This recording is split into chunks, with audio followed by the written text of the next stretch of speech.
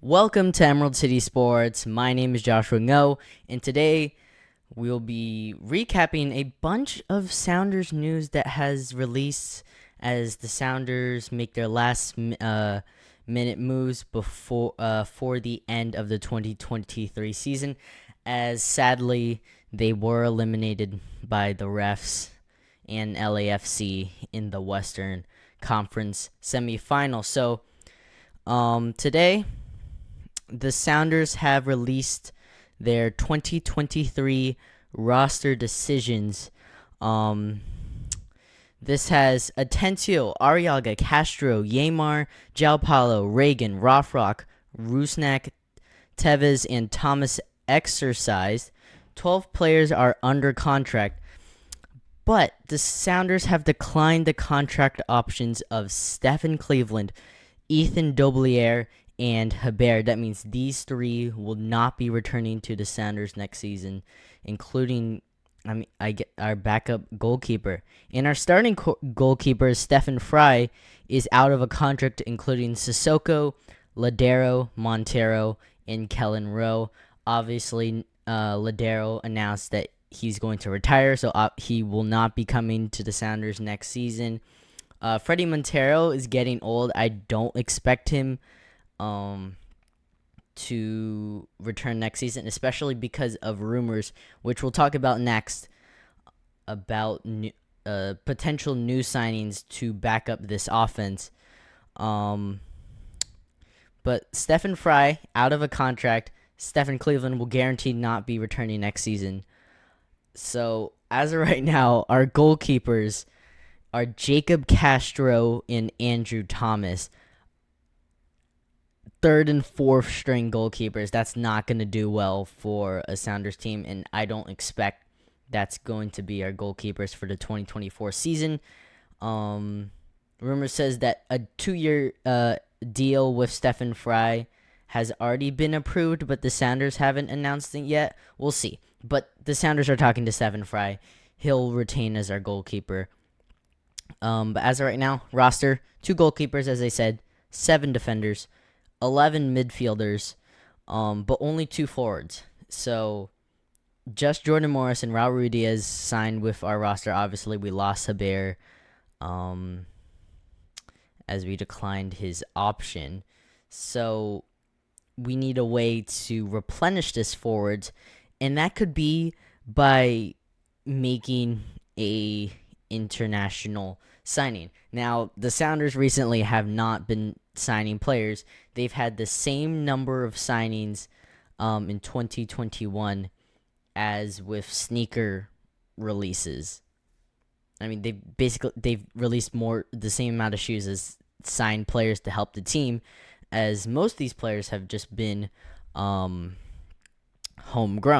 So yesterday, some sources have said that the Sounders are in talks, or they already did, or whatever. They're still working it out. But the Sounders are linked to Pedro de la Vega, an Argentinian winger. So this is absolutely going to help our offense, as we can't even have a full 3 forwards offense right now. He's from Argentina, and as so far his Liga Professional season in Argentina, 25 appearances, 6 goals, not bad, actually pretty good, better goal percentage than the forwards that left this year. So a really good replacement. Usually plays right winger instead of left. And his current market value is about 6.5 million, which is a lot in MLS, which is why if we do sign him, he's going to be used our designated player slot, which means he does not count against the market cap, which means we won't be full-blown over the cap. That's how teams like Miami are able to sign Messi, because they're able to use those designated player slots, and teams can actually trade designator slots for money or players or whatever to gain more, which is why Miami is absolutely stacked and why the rest of the league is absolutely stocking up on these slots, except we've actually traded 1 or 2 of them away. But we do have an open slot now that especially Hebert's gone, he was taking up a slot to sign this player. And his national team career is a bit dismal. 2 games with Argentinian U23 team, 15 games with the U20 team, and just 3 games with the full men's national team. So obviously, you're an MLS club. You're not really attractive. I mean, we just got kicked out of the Western semifinal. Don't make any signings. Don't really pay much money to anybody. I mean, that's the entire Seattle sports landscape, but I can rant about it in another video, or Emerald City Sports, the podcast. Side plug, check out SeahawksMartin's channel, Emerald City Sports, the podcast. Weekly episodes posted on Spotify, YouTube, wherever. Go listen to that. I'm there. Martin's there. We have guests periodically coming along. But anyway, Sounders finally are hopefully making some deals, keep players in, get new players to join this team, and hopefully get a better season to start, get better team to start 2024, our 50th anniversary season. One other thing to note before we end this video, today, Copa America 2024 to celebrate their anniversary is going to take place in U.S. It's a tournament for the South American team, usually only for the South American teams, but this time 6 CONCACAF teams will join them to make 16. International tournament will take place in the U.S., as I said, but it was perceived to be basically a warm-up for the 2026 World Cup, which they'll expand to 48 teams. It'll take place in the U.S., Canada, and Mexico. This is supposed to be a warm-up, test the U.S. cities for big soccer events. They announced the host venues and locations, and actually a little bit of the schedule, though we don't know when the U.S. will play, just when the games will happen.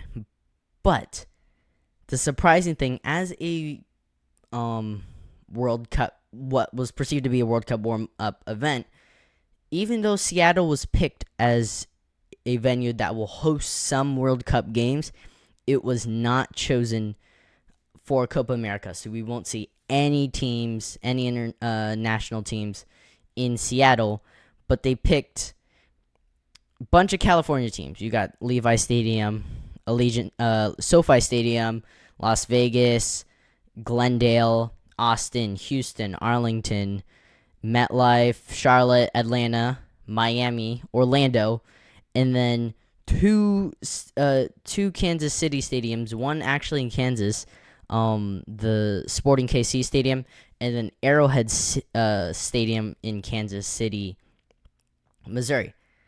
But we were left out of it in the northwest corner.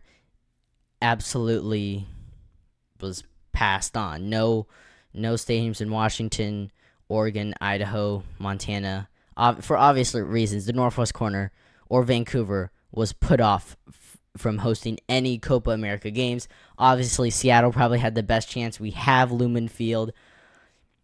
But the committee just did not choose Seattle and actually chose stadiums that aren't hosting World Cup games to do Copa America. And that's, I mean, we could have seen Argentina, Messi, or Brazil, or all these really cool Copa America clubs in this Seattle environment, which we haven't had an international game in a long time. I'm talking 6-7 years. So I guess we'll have to wait until 2026 until we'll finally see some international action. So that will do it for the video. If you liked it, please make sure to like and subscribe, and I'll see you for another video.